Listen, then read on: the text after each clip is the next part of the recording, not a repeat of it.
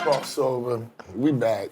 I told y'all we was gonna have this man on the show. I told y'all I grew up with this man. I know this nigga since I was like 11 or 12 years old. Yeah, you know what I'm saying? Absolutely. Been a long time. We got the one and only Skip to my Lou, you know what I'm saying? And it's the KrossXoveR. What's up, my guy? What's up, Barry? Doing good, man. Doing Yo, good. I've been trying to get you on this show. I got to get you on Bag Fuel. We got to just do it up because it's a whole gamut of things that people don't even know about you, about what you've been. Like I always tell people, I say, yo, Rafer's the only nigga I knew that he always was dribbling the basketball. Absolutely. He always had the rock. And what's crazy is, although I'm about to be 49, I think that we're like the same age. I was always like a grade ahead of niggas. Yeah, I think, but we're the same. I was a grade ahead of y'all. You and Sean, but I was still y'all age. My age. Yeah. I just started school early. It wasn't because I was because of nothing that y'all did, right? But I always You're smarter than us. I play other sports too. I play baseball, but you play baseball first. We all play baseball. But the funny thing about it is, I knew Ramar before I knew you. Yeah. And I knew Deshaun before I knew Shaw, which was weird because I just was hanging. Well, you were in their grade. Yeah, exactly. So they were the older brothers, and Shaw, me and Shaw, but we all just a year. Yeah, just a year apart. But knowing that, and I always tell people, I say, yo, before me being in school and niggas going crazy over you skipping and throwing shit through niggas, like I said, he was doing that when we was kids. Like we used to get mad at him. You know what I'm saying? But you refined it then. Right. So I think then, as time went on, when I was getting older, playing up there at Rucker Park, that's when it went crazy. But growing up, whenever we messed around after the, playing in the park, after we, do what we did, I would do those things. And a lot of, I think for you and everybody back home, by the time when they realized, who the Skip dude over there? Everybody think, that's Rafer. That's Ray.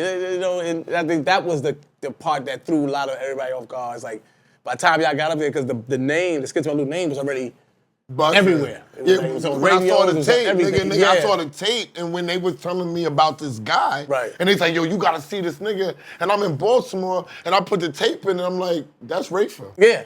And they like, who that? No, that's Skip to my Lou. No, that's Rafer. Yeah. You know what I'm saying? Yeah. So, but I always knew. I remember when fucking Black Gold, Wes Nelson would always champion. He was always like, Rafer, yo, you Rafer, right? But I always knew that I felt like you and Shaw was prodigies because y'all niggas was playing with niggas that was above our age. Right. Y'all was shining, right? Did you think that transitioning to the Rucker, that was gonna be your big stage, or was that just another game for you? It was another game. It was because, for me at the time, it was my only game, right? Remember, because of the situation, things were going on with me in high school. Yes. So at the time, that was my only outlet. To the masses, everybody in New York City. And I had no idea it would be something big that would take on a life of its own after a while worldwide, right? So it was that. It was playing some of the AAU tournaments that I was playing with certain AAU teams. It was my only outlet, while everyone else was having a storybook high school career, I wasn't, you know what I'm saying? So, but man, my first glimpse of Rucker was summer '87. I was playing in a game with a team called Young Life with Coach Stern. We're playing at Millbank I think Millbank's like 117th Street, something like that, between 5th and Lenox. We're playing at Millbank, and the game was over. We were walking, you know what I'm saying? And at this time, back then, in Harlem, walking them blocks was the easiest thing to do. So we were walking. Next thing we know, we from 117 all the way to 155th Street, and this packed park. So we walk in the park. A lot of us on the team, we small. We weasel our way to the front, and I'm watching them like, oh man, this game is crazy. And the Future was playing. God bless the dead, Carlton Hines. They was calling him Duncan Hines. But the one guy name who caught my eye was Dancing Doogie. And he's always, they would always yell his name. And I'm nudging my friends that was on my team at the time. Like, again, we're like 80, I was 11 years old, like, turning 11 that summer.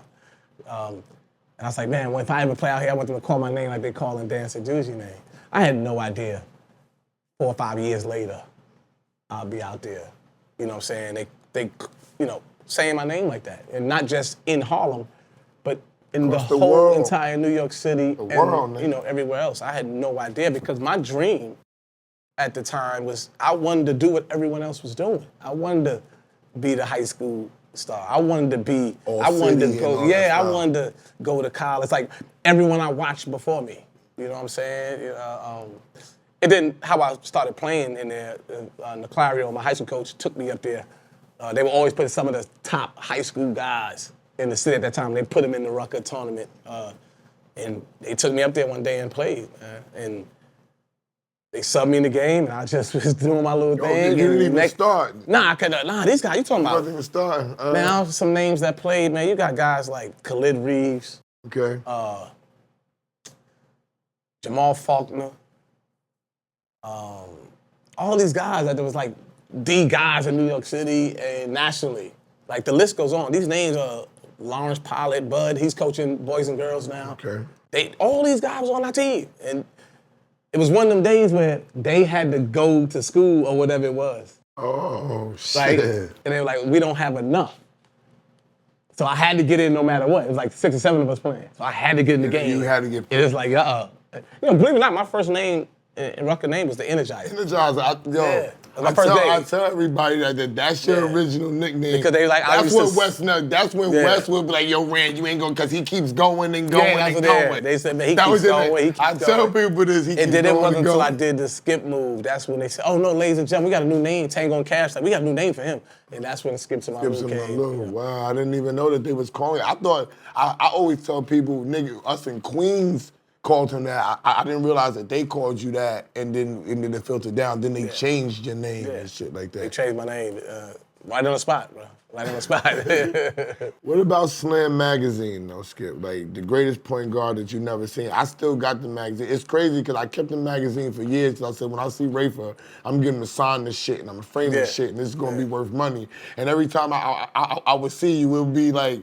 you was playing for the Nets for a hot minute. We at Yankee Stadium. I see you there. It'd be bullshit when I see I see you in Rochdale. You by the phone booth. I'm like, I ain't got the fucking book for this nigga. You know what I'm saying? Nah, it was shocking at the time. It was shocking, with all the 1996, 97 players that they could have put on a cover. There's a lot of backstory to me being on a cover by people that were working with Slam or at Slam and outside influences that was telling them that, this the kid, you need to put this kid on this cover. Remember, you got to go through proper channels to get put on that cover, right? The powers that be that's in Slam, they got to okay it, if putting this kid on the cover, would that magazine still sell, right? And when they put me on the cover, man, obviously the magazine sales didn't skip a beat. But it put me in the light where I was dreaming of getting, right? And that was NBA scouts, all the writers in college. They were on notice that Fresno State is getting this point guard that a lot of people heard of and a lot of people don't know of, right? So.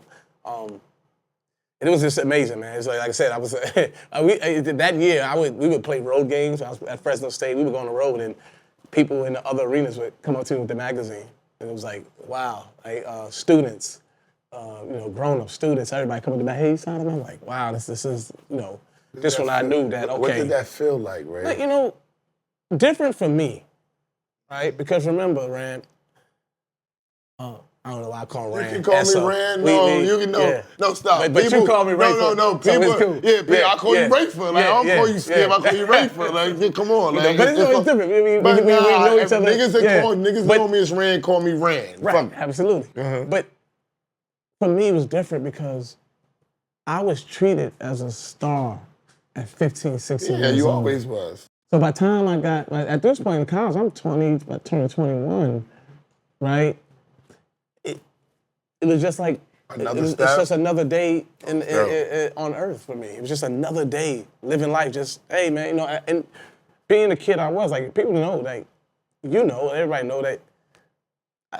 It was something that I never ate that up, right? It didn't get to me. I never got a big head. I would, like you said, like I was still a normal kid, right? Even though Hot 97, everybody was talking about, man, I'm about to get off. Like, you know, I remember like I forgot it was on Hot 97. I remember like in a lot of the big radio personalities back then, they would sign off and they would ask each other, "Miss, what you about to go get?" Like, I'm going to Rucker to see Skip. Mm-hmm. You know, one day I was in a cab on my way to the game. I'm like, oh, okay, something's different here. And so I was treated as a celebrity in New York City at 15, 16, 17 years old, right? By the time I went to college, these guys with the magazine and everything, it was just, all right, man, I signed it for you,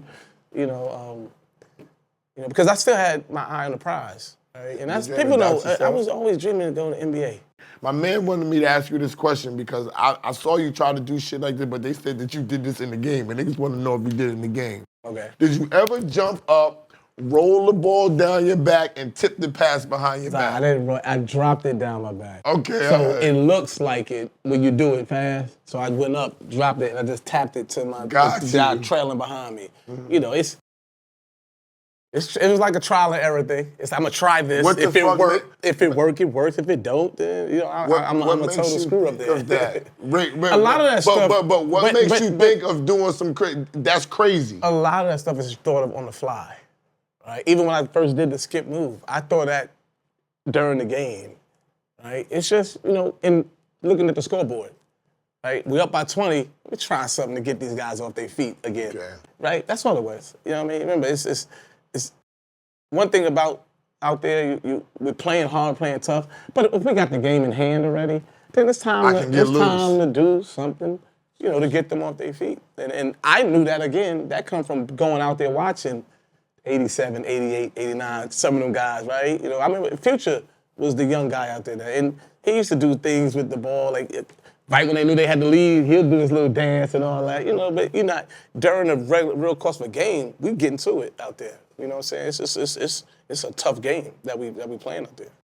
What did Jerry Tarkanian mean to you, like playing for a dude like him, bro? And playing with Jerry Tarkanian, it was like a dream come true. Right, those are all dream come true. It was 3 coaches that I dreamed about playing for. Who's that? John Thompson was my number 1 coach. Love John. Then Lou Carnesecca and Jerry Tarkanian. Jerry Tarkanian probably would be right behind Lou Carnesecca? No, John Thompson. Oh, John when it comes to coach, I dreamed about playing for, like my wish. I was probably the only one out of all the guys in the neighborhood. I was a Georgetown fan. Everybody else was Syracuse and St. John's. St. John's. Growing up in New York City, because we were all heavy Big East guys, but I was a Georgetown fanatic. Why? I just loved the coach. I loved the way they were playing. And then as I kept getting older, understanding who John Thompson was to that program and what he meant to those young men in the community out there in D.C., in the Baltimore area. It was like, okay, it's like validated what attracted me to them, how tough they were. Right? They were tough. They were tough defensively. But you ain't like to play defense like that. No, but we all did. We all did. One thing you grow to love playing D. One thing about growing up in the playgrounds in New York City, you try to win a game, you had to D up. Right? Because remember, back then, if you lose, you might as well leave the park. Because it's about 20 guys that got necks. Yeah. You know what I'm saying? So you might as well leave the park. So you learn to get a stop. But Jerry, man, just playing for him, man, it was remarkable, man, to know that he cared about you. Jerry Tarkanian, he would do anything to help you change a negative situation about yourself or your situation. And, man, and he caught a lot of slack for that, but he was tremendous with all of us, man. And I could only imagine the people before me that he coached, what he did for them, how he helped their lives, turn around their lives. And he's another one, man. Defense and then offense, he allowed you to play as long as you take care of the ball and as long as you making the right plays, man. He didn't mind giving you free reign on offense, but as long as you came with it defensively every possession, that's how he coached us. Do you coach like that? I'm on defense, right? And I'm a You- big. are you I'm big when I JYO? coach. Are you No, JYO coaching? I'm. It's different now. You know what I mean? When Bill Medley had us, it was different. It was 5 talented kids on the court. You know, even though Billy always said it was on because he didn't have to say much until we started screwing up. But these kids, man, you got to coach them. Sometimes, depending on the game and the situation, you got to coach every possession. And coaching now is about giving them everything I've learned through my travels in the game, right? From the time I was little to the time I stopped as a player, right? That's what coaching is with these young men nowadays. It's giving them everything that you've learned, the game, mental toughness, what it's like playing with other guys that are just as good, if not better than you. How can you coexist with them? So it's a lot to it. Is that what you give to your son? Because I heard he's number 1 right now. My son, Reese is junior right now. He's one of the top players in the nation. Shocking for me because I never thought any of my kids would pick up this game. Really? Yeah, it's. Come on, it's you and your brother. No, it's a tough footstep to follow. That's what I'm saying. Like, Coming up, we didn't have some of our Nobody to family that's like, follow. oh man, I'm gonna that's be good. like, for your kid to look. He And plays I just want to like, be like my dad, or he plays a lot like you, bro. You don't think so? He's more athletic. I think so. He jumps. Yeah, he more jumps. athletic. Yeah. One thing I say yeah, to he him, got jump and you might get. I think he shoots better. he shoots better. He shoots better and he jumps At better that than age. you at that age. I tell everybody, and he has more poise. He does? At that age, yeah. Okay.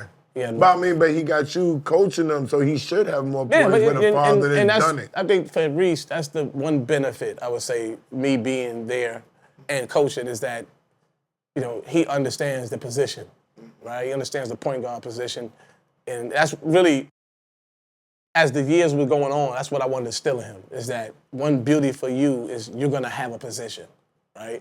Even though they transition to, they call it positionless basketball now. Yes, Sometimes I they think put so. 4 or 5 guards on court. So it's cool, but They all 6'7". But one position people still look for and need and want is a point guard. And that's one position that, he can play that position. And I think for him, it hurts a lot of other players is when they don't have a position to put you at. Okay. Now there's the struggle of, okay, what do we do with that player, right? But for him, he's gonna have a position. What has coaching done for you, man? Coaching has allowed me to continue my competitive edge and drive with myself, right? When I played, it keeps me in the game, right? And it's like a give back too.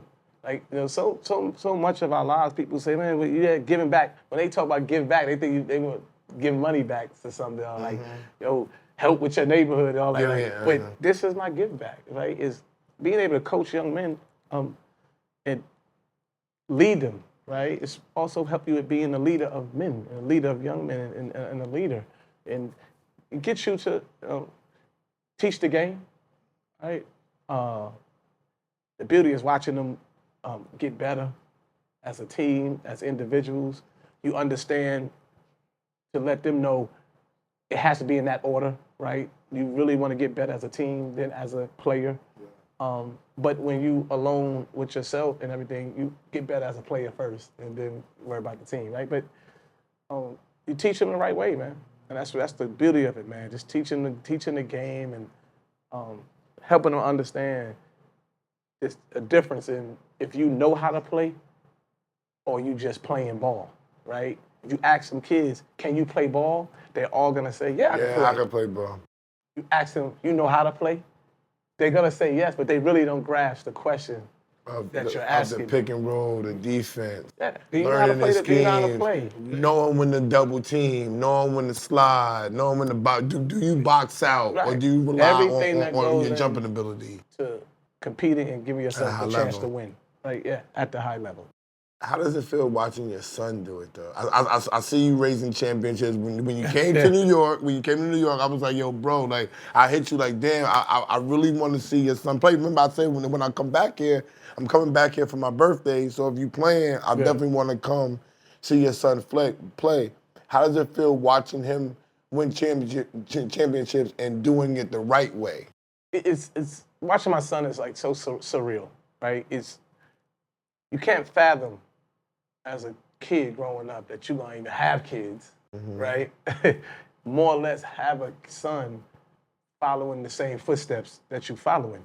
So at the end of the day, man, I just sit there and I admire and like. Even while you're coaching them, you're admiring it's them. It's harder when I'm coaching them to admire him and love watching him play. Yeah.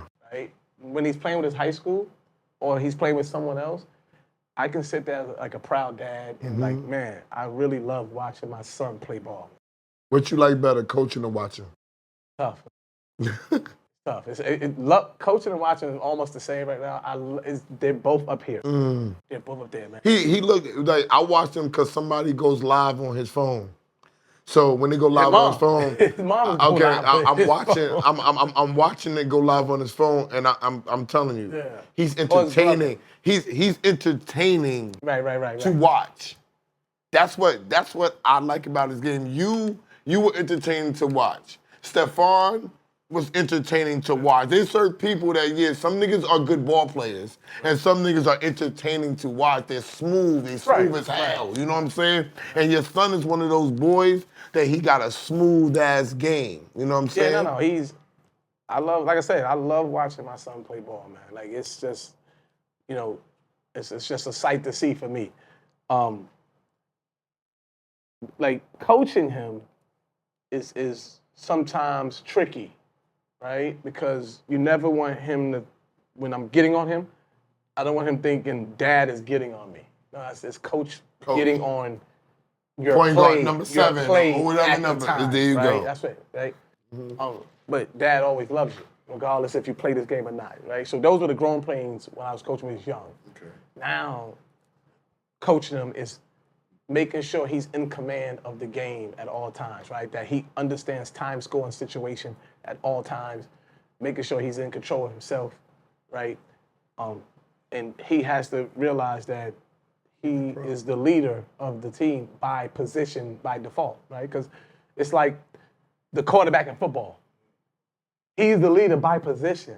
That doesn't necessarily means he might be the leader of the team. I mean, for all we know, the top flight linebacker could be the leader of the team. But by default, he is the leader. The quarterback, the leader of the team. Spotlight is on him. He is like the coach on the field, right? So the point guards, right, by default, are the leaders of the team. But like for me, I played hit with the Houston Rockets. Yao Ming and McGrady are leaders, right? You would say McGrady would be our leader because he's right. Yao probably is not more vocal like a T-Mac would be, right? But the point guard is really the leader. You got to run the team still. Yeah, I got to get you guys in the position. I got to coach you, right? And those are the things that I do when I'm coaching my son is like just making sure he's in command at all times, man. And he has the flow and tempo of the game has to go the way his team needs it to go, and he has to set the tone every time. Whether it's offense or defense, he has to set the tone. And so coaching him is all those things is going on. Watching him, when I'm watching now, is just watching, is he putting it all into play, right? I consider you the greatest street ball player of all time. And I've seen a lot of people play. Yeah. And they say I'm biased. I might be. But street ball was dead until Skip to My Lou came to life. Everybody was going to it, but when Skip to My Lou came to my life, it changed the game. We got the and one mixtapes. We got all that other type of stuff. We got a lot of stuff, bro. Right. So I'm a businessman. So I'm actually looking at the business side, the marketing side, how you blew the game up, how the game traveled. And I'm not saying just you. I know everybody else had a great hand to do it because the product was good. You had A Butter. You had dudes that was coming out there to ball. Each and every year. Yeah. So each year, these guys were coming into the process. But the name and the skipping and the pat, everything was synergy at that time. Yeah. You feel what I'm saying? You was a Queens nigga amongst a bunch of niggas that's predominantly uptown in the Bronx and all that type of shit. So you infiltrated that way, and that made you different. You know what I'm saying? And you brought a flavor. that wasn't there. Unbeknownst to me, and I captivated their fans. Yes, Right? that's So all those guys had their guys that were coming to see them play. And when they left that party, They was your fans. Yo, you know what? They still their guys. But they understood. I can only imagine that ride back to the blocks of Harlem and Bronx. They're like, shit, I love you, but I'm going to see Skip. I can only imagine, man. But again, it's tough, man. You know, I think that you number one, bro. Looking back at it is, I didn't understand the magnitude of it until I was a grown man, right? You remember, I'm 15, 16 years old. Every time I played, I did my thing up at that park. I couldn't wait to get back to Queens and do the Queens thing. Mm-hmm. Sometimes I stayed uptown with some of my friends that, because a lot of us grew up playing with and against each other. Right? Kareem Reed. I didn't realize that y'all played against each other. Kareem Reed, all of us, we've been playing ball with each other against us since we was 10, 11 years old. Right? The Charles Jones, all these guys, man. And, the only time I would hang up there is I stayed up there with one of them, just chill with them, because, I knew a lot of the guys up there. Yeah. I knew the blocks up there, you know what I'm saying? So I was, the reception on those blocks was, just the same as if I was walking the streets of Queens, right? You know what I'm saying? But I was a kid still trying to navigate life, man. You know what I'm saying? So, and to me, New York City basketball, I thought this is just what we do. You know what I'm saying? Basketball's everywhere. If I didn't have a game in Rucker Park that day, I had a game in West 4th Street that day. I had a game in Queens somewhere. I had a game in Brooklyn somewhere. You was practicing at the church. I had a game in the Bronx somewhere. Like it's what we do. You know what I'm saying? So it wasn't something that when everybody was running up to at the end of the game, it was like, yo, what's up, y'all? What's up? It didn't dawn on me that, I was captivating the hearts and minds and souls of a lot of people, man. That, some people, even today, I walk around, I go back there, sometimes I go back now, I want to watch the youngsters play ball in the park. I just want to sit there and watch, bro. Now I want the roles reversed. I want to sit there, I want to go to the park and be the fan and enjoying the youngsters playing the ball. Like, man, I wonder how people looked at me. And people are like, man, they tapped me like, man, you the reason I picked up a ball, bro. You the reason I'm like, wow. You know what I'm saying? Because as a kid, you don't know these things. I don't know. I'm just a kid, going through what I'm going through with myself in Queens, right? Hanging around the friends that I've known my whole life, right? They're into different Street things. niggas. I find myself running with them. You still try to figure out life as a teenager, but yet and still this game of basketball that I love so much that I want to do that. And I'm doing it, on a stage that it was revered as the biggest stage to get it done at one point, right? And Rucker Park was bigger than the Knicks at that time. So it was bigger than going to see the Knicks. So when people say, like for you right now to say, I think you are the best street ball. Look, they still have these conversations about some of the greatest street ball players. And you always in the top 5. And they though. put me with. You always they say we with you Alamo. always in the top 5 though. Right, but I'm saying, I look back at it and I think about what people talk about it now. Are you putting me with those guys? Are you putting me with Connie Hawkins, Dr. J, World Be Free? Those guys that went to Rucker Park or played in those different places in New York City. Gotcha. Because there's two different categories. Eras. But no, it's two different groups of when you think about some of the greatest street ball guys, right? Yeah. You got Dr. J's. Remember, there's an iconic picture of Dr. J standing on Rucker Park, and people were on top of that same school that's still there right now, that building. They hanging on the fence. They at the top. There's an iconic video of when I was getting ready to play, and people were on the bridge, and people were hanging off the school, right? So when I ask people, now that time has passed, right? We're grown, kids of our own.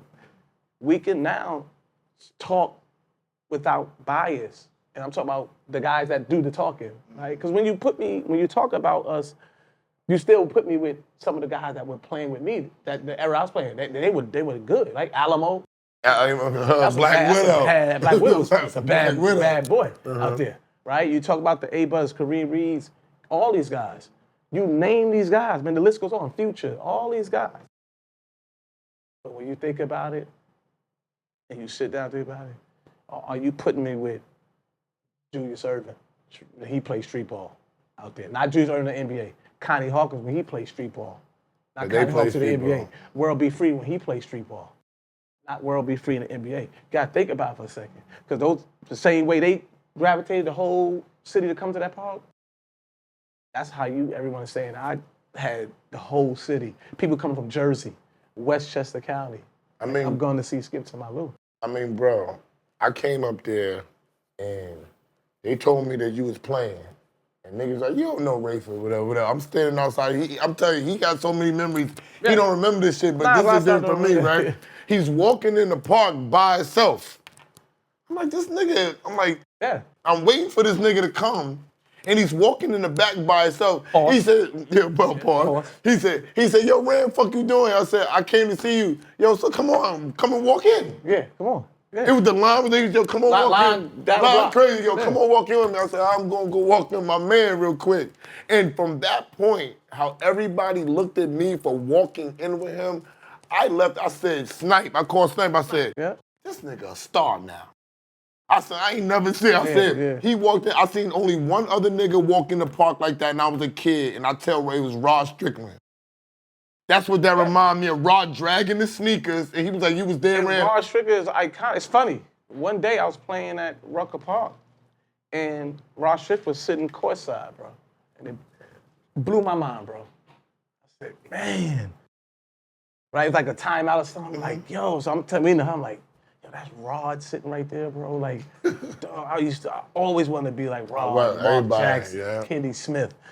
These are like, so I'm gonna go back.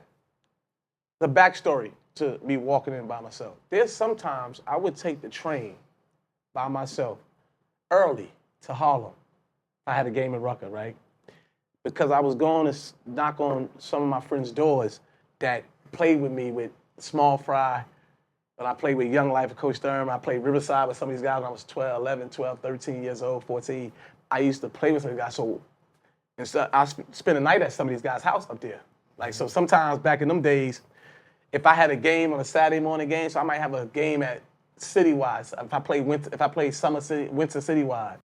If I play Winter Citywide with these guys, and it's a Saturday morning game, I would go spend a night with them Friday night, so that I won't be late for the game on the Saturday. Come from Queens, because you know. You gotta get up all hours of the night in Queens. And you gotta get out. You gotta get out. It was so easy I to would get go up there. I might spend a night at like guys on my team. Guys on my team like Huddy. Okay. Huddy Sig, I bet Debbie, rest in peace. Huddy Sig was on my team. Cameron was on my team. Mace was on one of my teams. Right? We all played ball. We was on one of these teams up there. And I might go spend like one day house. And that's how we all became good friends. And I'll go to games. So I would take the train early. So you know what? I'm gonna go knock on one of their doors, see if they're home. And, you know, that's why I would take the train. So sometimes I would walk. So when it got time for my game, I would walk down the block, down 8th. I walk down 8th Ave, all the way from like 130 something, whatever. And every other block is 2 or 3 people. Yo, Skip, what's up? Like, yo, what up, y'all? Like, I don't even know these people. Like, yo, what's up? What's up? Yo, we about to go to your game. Huh? Come on. You know what I mean? So how you said, yeah. So I mean, you was like, yo, come on. I walk in the park. Hey, yo, these 8 people with me. I might know 3 of them. Oh, gosh. But that was you the just vibe. come on. That's the vibe. And then that was the person I was. You know what I'm saying? And because the love I received even growing up in Queens is the same love I was receiving. I was playing ball out there. You know what I'm saying? Growing up in Queens, I go to I damn near lived on so many blocks, right? Even though I moved from one side to the next, I could go to Liberty. Yes. And yo, Deshaun, Cheyenne, anybody, Wes, yo, what's up? Yeah, Ty, right? Yo, y'all going to the park? Like, I could just walk. I could walk to Liberty and knock on their door. And, yo, y'all going to the park? Like, they're like, Ray, what you doing over here? Like, right? I can go to Rochdale. Right? If I knew your door, I'd be, yo, your mom like, oh, Randy here? Y'all coming down? Right? I could walk to Ajax. Right? I went to school with all the kids in 40. Right? I went to elementary school with some of them. Did you go to 8? I went to IS 8 with junior high school 8 in Queens with all of them, right? We used to have our little riffs Some of us getting the little school fights and all that, and we played baseball against each other. In Jamaica Central and all that. So man, it was crazy times, fun times playing the Rucker, man. But when you think about those talks, as I look at it now, I think about these talks that people are having. Which group of streetball legends are you putting me with? I'm curious. Who's your top 5 street ballers, excluding yourself? Don't even put yourself in it. You give me your 5. It's tough to name the streetball guys, man, because I'll be honest with you, man, I'm a fan of them all. That's fair. I'm a fan of them all, bro. What are some that stick out then? But Dancing Doogie is my one because that's the first one I saw out there. I wouldn't say it's the first one I saw. It's the first one that the name and his game was like, wow. You know what I'm saying? But there's so many, man. You got Terminator, you got all these guys, man.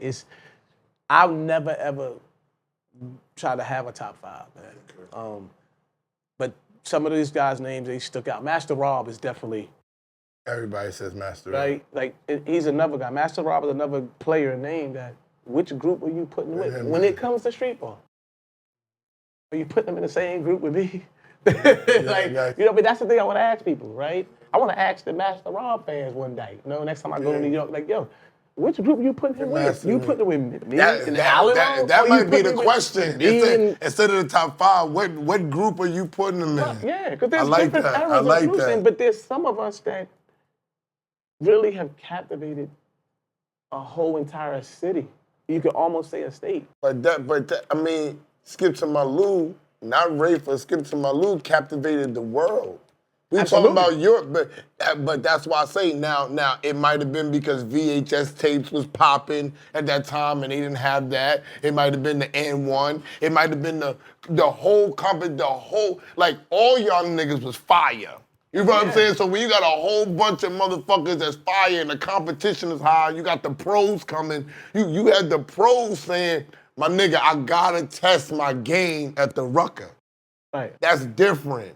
You know what I'm saying? Because they say, and I wasn't there, they say the old Rucker games wasn't about that. It was straight ball. Scoring. But see, I'm missing the point. Even when we were playing, it was ball. It was ball. It was win. It was sometimes, win the game. But you know, when you get that chance to show your shit, you just do it at the right You might time. throw a no look, but that's the style of ball we grew up in.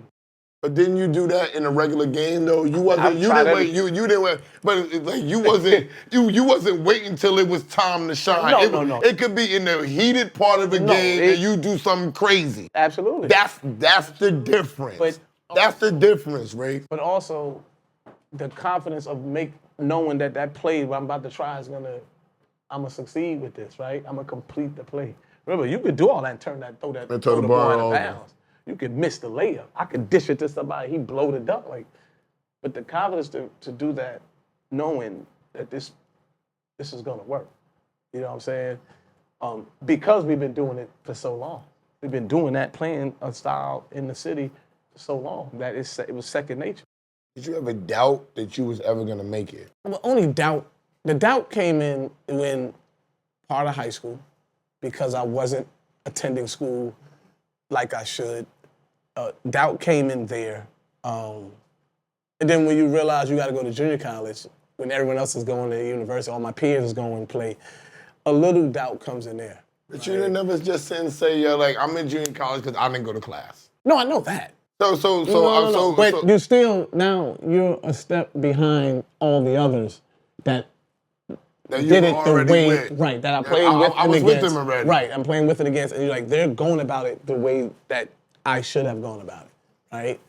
And so sometimes when you see those guys there and you in junior college, you're like, it could be some doubt because now your road is a little tough. Never doubted my play. You know, how I played the game shocked a lot of the coaches because they thought I was all tricks Streetball and everything. It wasn't until they hand me the ball to run their team they realized, oh, this is a natural point guard. He's a point guard. This kid could really play this position. And, you know, that they were caught off guard by that. You know what I'm saying? I still remember being in the park one day. We had a fucking pickup. We was all in the park. And for some reason, none of us was on the team.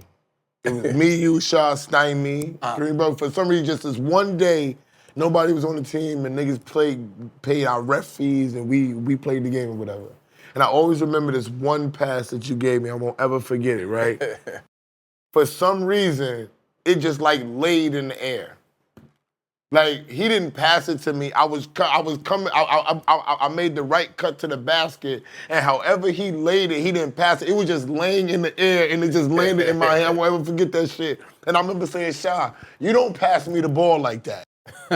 You know what I'm saying? And I always like, yo, his touch with the basketball, for some strange reason, was crazy. So being that you said you watched everybody go in front of you, and you had to go to junior college, now you at Fresno, now that we can speed it up, like you getting drafted now. And although you went second round, right? Right. You got drafted, you accomplished shit that mad niggas never accomplished, that went before you. Now, what was your thoughts at that time? Because going second round, you wasn't guaranteed. You still had to play your heart out make the team. and make the team. Yeah. You know what I'm saying? When I got drafted, a lot was going through, right? It's emotions. When they call your name, like for me, everything flashes before you right there. It's like, man, all those days when you're a kid, right? Or every last tournament that you play, everything has come to fruition now. It's like, wow, my dream, it's a dream come true, right? So you have to let that part sink in first, right? Then it's the thought of, oh man, I could be in and out of this thing because I'm a second round pick. I'm a non-guaranteed contract back then. It's the thought of, man, I could be out of here in no time, right? But what it did was it made you work that much harder, right? Because you already persevered. For me, I already went through my tough times, right? Whether it was tough because someone else or was self-inflicted, I've gone through it. So working hard now and trying to make this team, trying to find a way to crack the rotation, all that, it was the work, the mindset for the work was already instilled in me, right? You know what I'm saying? I worked on my body, I worked on my jump shot, right? I worked on my defense, whether it's pick and roll, I worked on everything because I wanted it that bad to stick in that league and to eventually be a starter or be in the rotation of and having my name as, one of the, every year a starting point guard, like have that type of title with me. Now you in the rotation. Now you making moves. You getting playing time now. What's the next level of thought that you got going on? So now when that time comes, it's now winning. Right? It's, can I lead a team to the playoffs and perhaps win in the playoffs and get there? Because my first couple of years in Milwaukee, we were a playoff team 2 out of my 3 years I was there. Okay. So I got the taste of being in the playoffs. I had a guard that won 2 championships, Sam Cassell, was starting guard. So I got Ray Allen, who is who's one of the best pros you could probably play with. Watching him, how he keeps himself in condition, the type of teammate he is, man. Right? I'm watching a big-time scorer in Big Dog Robinson of how night in, night out he's gonna face a double team, and he's still able to average that type of points, 20 points per game, right? Over 20 points per game. So you're getting groomed. And then now when that shot came, those guys and that team right there, like, okay, now you gotta always be in control of the game. You gotta get you gotta get these wins and get to the playoffs. And if anything else comes with it, the accolades, then so be it. You know what I mean? But winning was, when I was a starter, wanting to win was the big ultimate thing. When did you become a pro mentally? Because Rod Strickland said it took him some time. It took me some time. So for me, it probably came my year in Miami. But it started my year when I got the 10-day contract call up from back then it was the D-League, when I got the 10-day contract call from the D-League. And I played for Lenny Wilkins. Go figure, another Hall of Famer. New York guy. Point guard. when I went to play for Lenny, at this time, most of the players on the Rapids at the time were hurt. It was some days we only had 8 players that could really physically play. And he gave me the ball and just said, run the show. And each day he prepared me. Lenny Wilkins, each day, got me to that mindset of you're a bona fide pro. You're a bona fide point guard in this league. Then I ended up going to Miami, and that year, playing under Stan Van Gundy, playing with Lamar Odom, Dwayne Wade's rookie year, and I had 2 guys, veterans, Eddie Jones and Brian Grant. Okay. Right? 2 veterans that I had the chance to watch from afar, and now watch them on the team, how they prepare and how they go about themselves and why they're lasting this long in this league. And just do those things that they're doing that year. So it started with Lenny, then carried over to the Miami year, that 03-04 season. We were picked to finish last. We started out terrible. We were 5-15, and then we ended up going all the way to the second round of playoffs.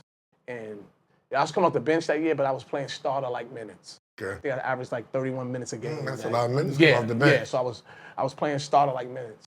And then the very next year, I went back to Toronto as a starter. Coming from Jamaica, Queens, what did that check, when you got that first check and it went in the bank? No, first check is different, man.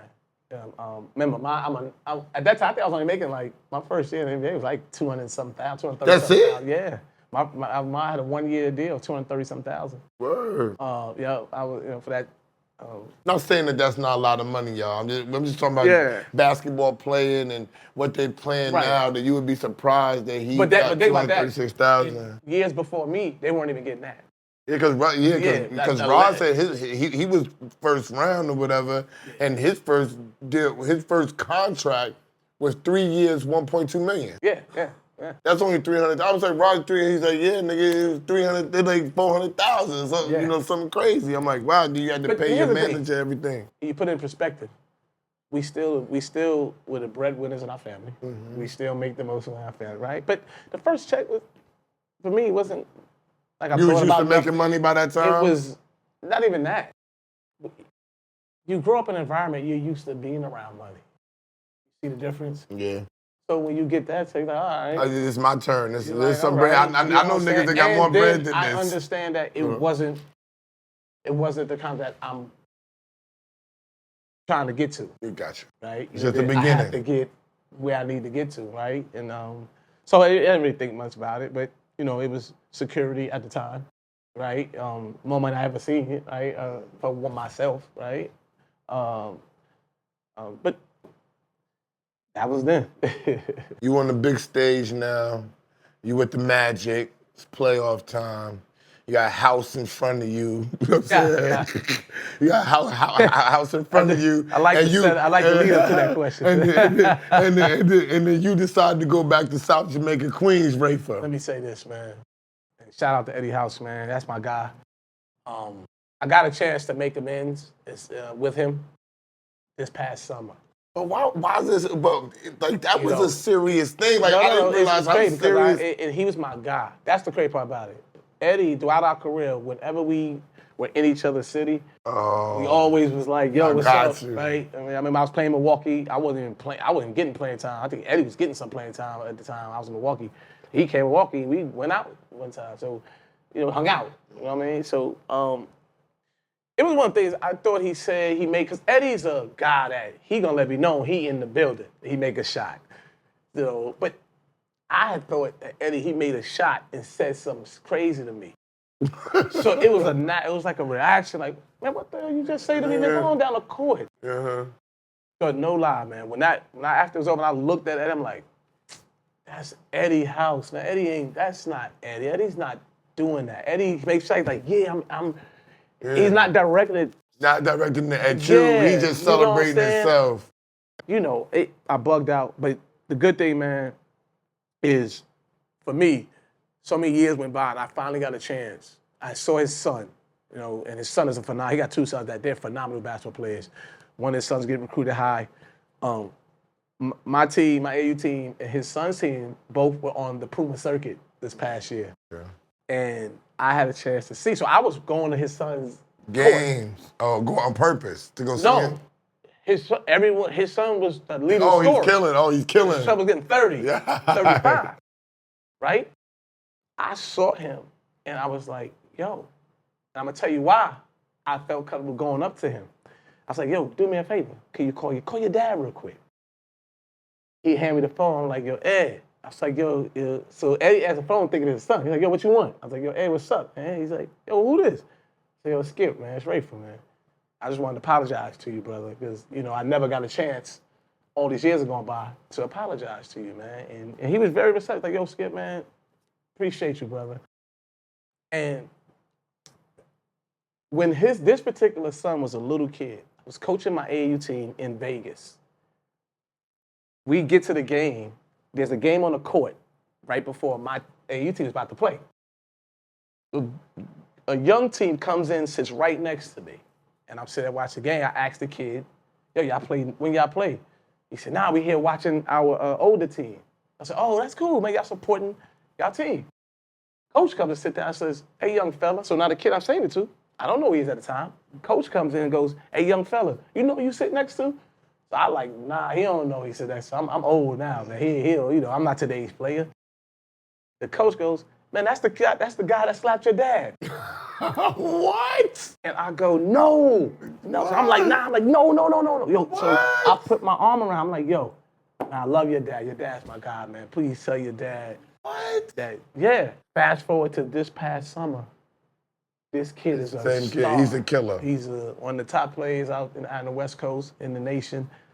And that's why I felt comfortable to ask a kid, yo, call your dad. You call your dad. Because in any other circumstance, I'm almost in violation. Like, I can't be asking no kid to be put on his phone, call his dad. Out of respect. You know what I'm saying? We were raised different. But I felt comfortable to ask him because I kept going to this game and I kept asking him. So one game I had missed. And they said, yo, House had like 40 the other night, last night. I said, man, after my game, I was tired, so I went back to the hotel to go to sleep to get ready for today's game. But I made sure I got here early because the game come on. I said, yo, I ain't missing your game today. Oh, wait, call your dad. Call your dad. It's respect, man, because we're older. And it's probably, I've done a lot of silly things in my life. That was one of them, right? And at the end of the day, I'm wrong. And when you older, it's easy for you to admit and try to right your wrongs, right? So that was easy for me to do. It's like, yo, man, please, bro. Let me call Forgive me. It's absolutely. my bad. Absolutely. Have you ever saw a therapist or anything like that?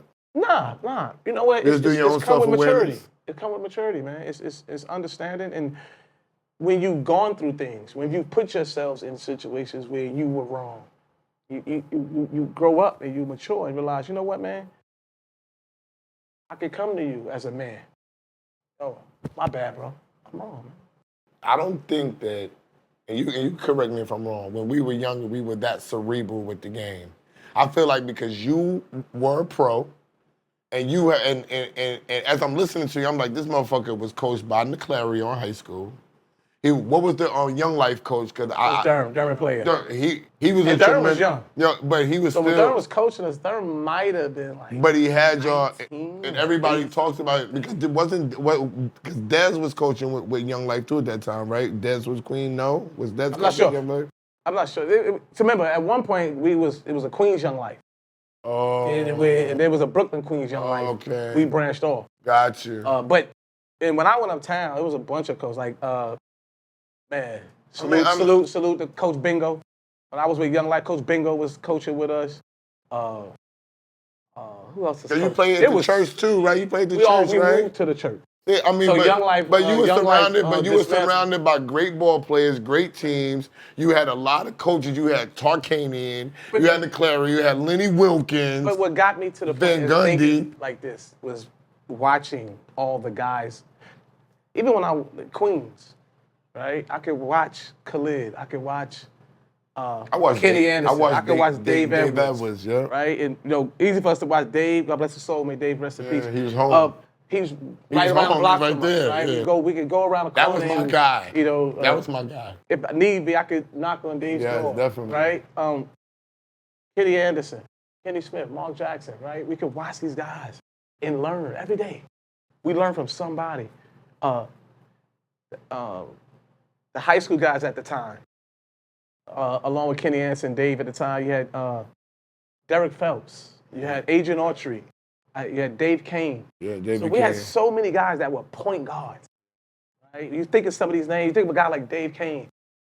Dave was always a point guard. Dave had a nasty looking jump shot, but one thing Dave could do, Dave Kane could run this. Distribute Right? the So ball. I watched him at Stevenson.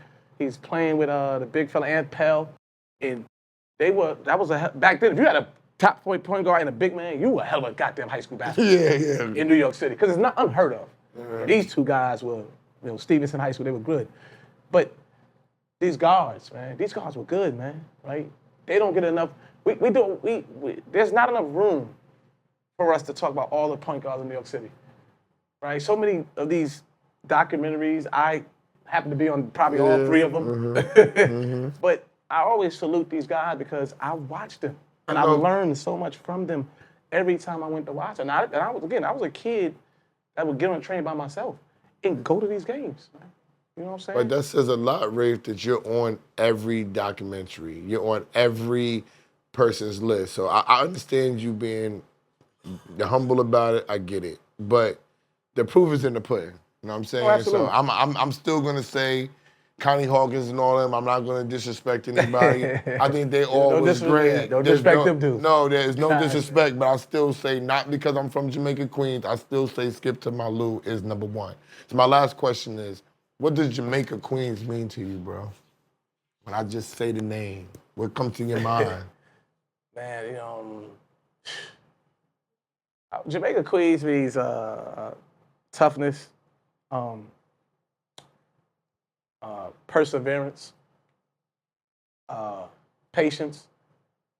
It means it's so many words to describe Jamaica, Queens, man. But then I say this with humility and so much love for all of us that grew up there, all of our people. And then there's a side of you that the dislike comes in to it. And the effects are there now, right? The youngsters that are right behind all of us, right? We have to say, right? Some of them are play ball because of Skip to Malou grew up around here, right? But there's a whole nother group that are doing some things because Ray used to be around here doing this shit too. God knows what. And he made it. Right. So and Rafer still right? made it. I told him that you were shot so with many, some wild so boys, many, so son. many relationships are there. So many are not there. There's some relationships that, because of how we were growing up in Jamaica, Queens, that are not there. Wait, I'm gonna ask him one question. This is my little cousin would have passed out if I would have picked up that phone because he's an ex-ball player. I said, y'all, I'm saying it was. Yeah, but the Jamaican man, I love going back. And there's so many memories, man. So many memories, man. Good, bad, and indifferent, man. That shape and mold who I am today. Probably same for you. It's a lot of us, man. But there was Divide there at one time. You know what I'm saying? And I say his name because you spend more time with him. Like, even with Shane Holloway, it's the Divide didn't allow us, and we didn't allow ourselves to be the best of friends that we should be. Yeah. Two kids growing up, trying to live the same dream. I agree. Growing up in the same struggle. It was Shaw versus Rafer. No, but it's only Shaw versus Rafer. No, not y'all. No, it wasn't not y'all. It's the world, the environment. The environment, right? The environment was Shaw versus Rafer. But that's what I'm saying. I'm alluding to. Yes. It's like that in the neighborhoods. Yes. That's what Jamaica Queens is like, right? It is. There's times we don't on Southside. Like, remember, this Jamaica Queens is divided, and people don't know that Southside's only but one side. Yes, but we side. classify a lot of sections as Southside. Right? But it's not. It's not really Southside. It's only one side. A lot of us never grew up and understood that. Yeah, but I right? do. But there's only really one section of people, Southside. But we classify the whole shit. We don't mind saying the guys, everybody on Rochdale is from Southside, right? We don't mind it. Yeah. Right, but it's not Southside. Southside's a certain part. Just that little right, but we looked at people in Rochdale one time as, they soft. They living good. right? They living in co-ops. Yeah. Shot would be like, you live in Beverly Hills, Rand, and I live in Compton. That's what I'm saying. That's what That's he how we said. thought. But and slowly as we kept getting older, some of us divided. Like, nah, I ain't hang with y'all. This is like, get out of here, right? The Shaheed and Holloway and Rafer Alston, that's how that is. It's the neighborhoods would pit us against each other, and because we're so young, it's hard for us to even realize Understand what's what being they're done. doing, and now we're letting it affect our friendship. When in fact, it's okay if you and I grow up playing ball against each other, and I want to bust you, and you want to pause, you want to beat me, right? It's okay that after the game, yo, man, it's all love, man. You know what I'm saying? Or if you're on one team, I'm on another team, we playing the tournament. It's cool, yeah. I'm trying to score 30 on you. You trying to do the same thing. But it's okay after the game. Yo, love you, champ. But we didn't grow up like that. I remember we played a game, we played against each other, and right after the game, Wes came over, yo, you can't beat Ray for one-on-one. I got $200. Everybody was like, Yeah, and it was like, yo, we go over there, me and Rafer played. He beat me 11-7. I ain't gonna forget it, but I left hating him now. but I'm saying, And that was my man before that. No, real talk. That's And what I'm West saying. popping shit. Now I'm like, yo, I hate Rafer now. You know what I'm saying? Like, he gets on my nerves. Fuck him and everybody else from 40 and all that. That's how it would just get like that. But it's just everywhere, man. I mean, all the guys at 40 Projects, those are my guys, man. You know what I'm saying? We went to movies and Ice ate together, hung out in the projects. Those are my guys, right? All of them, right? And some of us didn't get along. And then when I lived on 118 and something, it was guys in those blocks had beef with guys in the project. I'm like, yo. And I realized, so we said we growing up in Southside Bay, Queens, like, wait a minute, we all frequent the same place. Why y'all beefing with that? Like, you see what I'm saying? And so there's friendships and relationships that we all could have been stronger, that we allowed circumstances, situations of our environment and community to divide us. When in fact, we all brothers and sisters growing up. All of us, some of us went to the same schools, right? Your sister might went to school with my brother or my sister. Like, you know what I mean? I didn't go to August Martin. That was my Zoe school, but everyone. Yeah, I didn't go there. Yeah, right? I didn't go to that was Jackson. my I didn't go Zoe to school, Andrew Jackson, but everybody in my neighborhood was going to Jackson and everything, right? Like Hillcrest, Jamaica, all the schools in Queens like that, right? But that's just how it was, man. But Jamaica, Queens, man, you know, I love it, man. I love getting back there, man, and walking through the neighborhoods, going through the parks, right? Every park. Because remember, I played in every possible park in those neighborhoods, man. You name a park, I was like, yeah, I had a day or 2 or 3 in that park, something, right? Even on Rochdale courts, man. I remember Rochdale had the Rise tournament. Rise tournament. So that was a big tournament for us in that area. Especially at our age, that was a big deal. We all played that. Like, you know, we looked forward to our game because we knew who we got today. Yeah. We knew we had a tough game. And it's good to see some of the guys, you know, some of our guys that's still here with us. That, you know, it's good to see them, man, because, you know, when you go back, man, you think you just, even if you, like for you, sometimes you probably just drive through the neighborhood, right? You just not even stopping there. You got to think about what could have been, right? Even for myself, I was on pace for self-destruction. You know what I'm saying? While trying to play ball, and you got to think back, man. What could have been? You know what I'm saying? What, if not ball for Skip? What? Right? I tell people that if it wasn't for ball, what would be of Rafer Alston? Right? It wouldn't be no Skip to my Lou and all this stuff, right? It would be Rafer Alston. What would be a Ray, or Rafe, whatever everybody would call me at those times in the neighborhood that know me? What would be? You know what I'm saying? And sometimes when you think about it, Rand, it's a scary question, right? Because I know you probably have an idea of what could have, would have been if I ain't went for basketball and I didn't go all the way to California for school. We saw it. We was watching, bro. You know, that's a story for that's a whole another nother thing. That's a bad for we can't. You know, it's just those things, man. But like you said, man, salute to Southside Jamaica, Queens, man.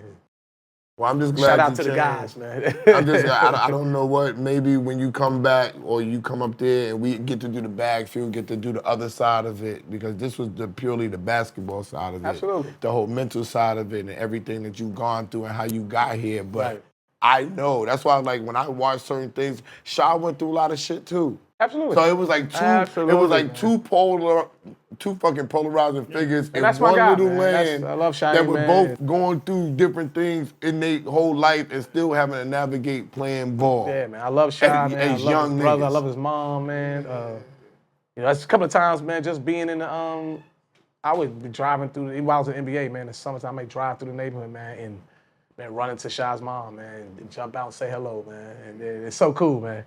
She still remember. I didn't think, you know, because I wasn't an everyday Liberty Park guy.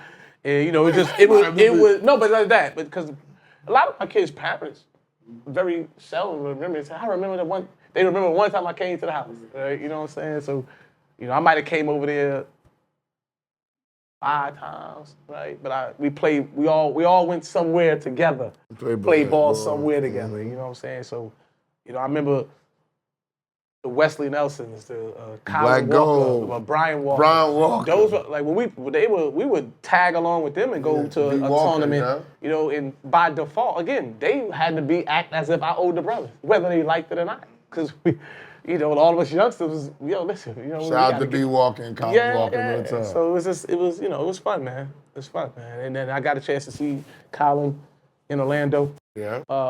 We out there. Man, actually, it's funny. Colin, it's funny how things come full circle with us in life.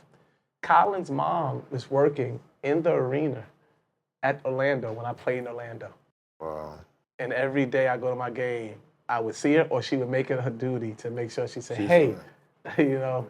And I told her, you know, if she ever needs tickets for anybody, just let me know. I'll leave her, man. But see how life, it came full circle. Who would ever thought I'd see Colin, better yet, Colin Walker's and Brian Walker's mom in Orlando, Florida, at the Magic facility of all people. You know what I'm saying? And it was like love. Yeah. It was like, it was. Hey, love. she said, like, say, Yeah. I knew you was a little kid. You know what I'm saying? You know, and I felt it. I felt like that's my aunt. You know what I'm saying? It was like, well, made if you more you need comfortable. any tickets, right? I got you. You know, but love, man, life, man. Well, yo, it's the crossover. My man Skip Simonu. I told y'all he was gonna be up here. He's Rafer to me, but he skipped the y'all. Yo, pleasure, man. I just want to salute you for everything that you did. You made mad niggas from my hood believe. Watching you play ball and knowing like, damn, like I really know that guy. I really played ball with that guy. I really fucked with him. You know what I'm saying? His brother and all that. It made me feel good. I tell 50 the same thing. I tell a lot of people from my hood that even though I was always doing my music and I was making my money, I always had a higher dream. So always seeing people excel and exceed what we thought that they was gonna do made me be like, yo, I'm from that. I drink that same water them niggas drink. So I'm gonna be able to do this shit too. And now we here. So I just want to thank you. Man, I appreciate it. I saw your son. Know. I saw your son had the Wichita State jersey. Nah, he had the Kentucky jersey. Y'all got send that man at least to go see seat in the hall shot. Go get this boy. Bring him back to the East Coast. We out of here. It's the crossover. You heard?